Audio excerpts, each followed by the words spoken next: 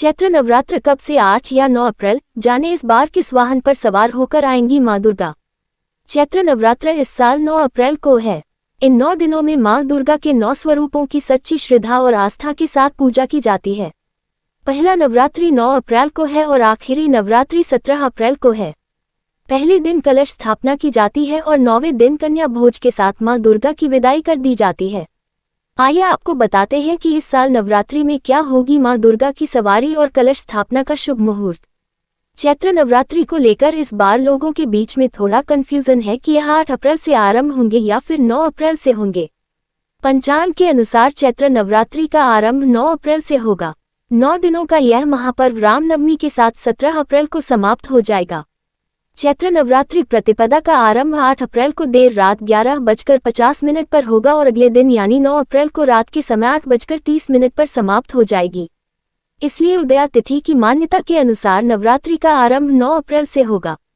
हिंदू धर्म में नवरात्रि के 9 दिनों का महत्व बहुत ही खास माना जाता है।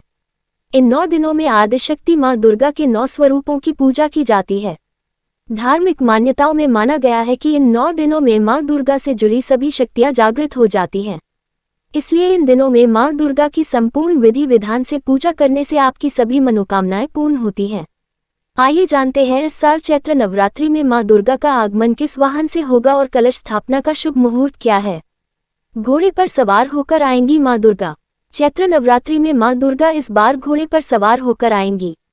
मां दुर्गा का वाहन इस बात पर निर्भर करता है कि नवरात्रि का पर्व किस दिन से आरंभ हो रहा है। पंचांग के अनुसार इस साल नवरात्रि का आरंभ 9 अप्रैल मंगलवार से हो रहा है। इसलिए मां दुर्गा का वाहन अश्व यानी कि घोड़ा होगा। कलश स्थापना का शुभ मुहूर्त। पंचांग की गणना में बताया गया है कि इस बार कलश स्थापना के लिए सिर्फ 50 मिनट का समय मिल रहा है। कलश स्थापना सुबह 6:12 से लेकर 10:23 तक कर सकते हैं। 4 घंटे 11 मिनट का ये मुहूर्त सामान्य मुहूर्त माना जा रहा है। वहीं घट स्थापना के लिए अभिजीत मुहूर्त 12:03 से 12:53 तक कुल 50 मिनट का है। इस बार चैत्र नवरात्रि के पहले दिन सर्वार्थ सिद्धि योग और अमृत योग का शुभ संयोग भी बन रहा है। ये सर्व कार्य सिद्धि के लिए बहुत ही शुभ माना जा रहा है।